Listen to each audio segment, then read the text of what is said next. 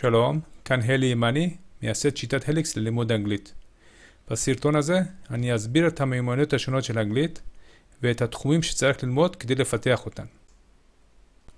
יש 4 מיומנויות בשפה שכל אחד צריך להיות בקיא בהן. הבעה בעל פה, כלומר יכולת לדבר אנגלית. הבנת הנשמע, כלומר להבין כשמדברים אלינו באנגלית. הבעה בכתב, זה אומר להיות מסוגלים לכתוב מכתב או מאמר באנגלית. הבנת הנקרא, זה אומר להבין את מה שקוראים באנגלית. בקיאות במיומנויות האלה חשובה לשימוש נכון בכל שפה, גם שפת אם וגם שפה זרה. כדי לפתח את היכולות האלה צריך להתמקד ב3 תחומים. התחום הראשון הוא אוצר מילים. לכולם ברור שאם רוצים להבין ולדבר אנגלית בקלות, צריך להכיר הרבה מילים. אבל אוצר מילים גדול לבדו לא מספיק. צריך לדעת עוד דברים. התחום השני הוא דקדוק. כדי לדבר ולהבין אנגלית, צריך לדעת איך לחבר משפטים נכונים. וזה מתאפשר בגלל לימוד ותרגול של דקדוק אנגלי. אם מישהו יודע הרבה מילים באנגלית, אבל לא את הדקדוק של השפה, הדיבור שלו יהיה עילג, והוא יתקשה להבין את מה שהוא קורא או שומע. התחום השלישי הוא תחום קרוא וכתוב. מדובר ביכולת לקרוא טקסטים באנגלית בצורה נכונה ובלי מאמץ. אלה הם 3 התחומים של אנגלית. עבור אנשים שמבקשים ללמוד אנגלית כשפה זרה, יכולת הקריאה היא מרכיב מאוד חשוב, כי היא מאפשרת לימוד ותרגול בשני תחומים האחרים. בהתחלה צריך ללמוד לקרוא נכון, אחר כך לפתח אוצר מילים, ואחר כך ללמוד איך להרכיב משפטים. כפי שאמרתי בעבר, כדי להשתמש באנגלית בחיים צריך להיות בקיא ב4 המיומנויות. אבל אי אפשר ללמוד את 4 ביחד, צריך ללמוד אותן לפי רצף נכון. אוצר מילים בסיסי מאפשר הבנת הנקרא בסיסית, וזוהי המיומנות הראשונה שצריך לפתח. אחרי שלומדים את בסיס הדקדוק, אפשר להמשיך ולשפר את הבנת הנקרא.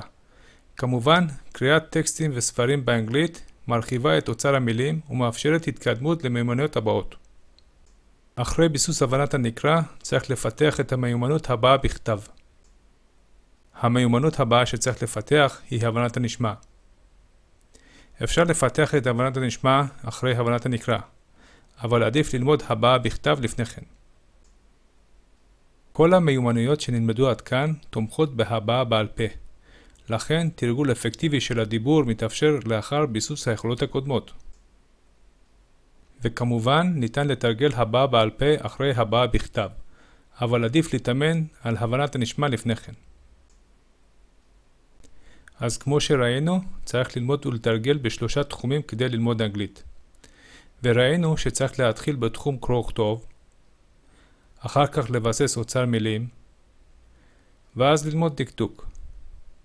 אבל בכל תחום יש מכשולים ייחודיים משלו. מדובר בהבדלים בין אנגלית לעברית שיכולים להפריע ללימוד תקין של אנגלית.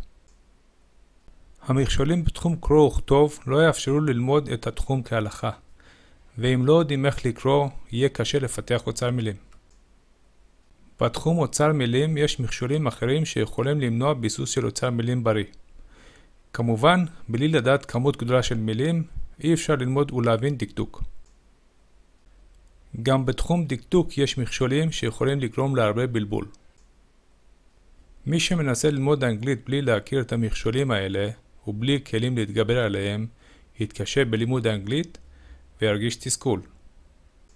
אבל אם מכירים את המכשולים ויודעים איך להתגבר עליהם, אפשר להתקדם באופן הדרגתי ולהשיג תוצאות יציבות לאורך זמן. זה הכל לסרטון הזה. בסרטון הבא אסביר למכשולים בתחום קרוא וכתוב באנגלית. תודה על ההקשבה ולהתראות בסרטון הבא.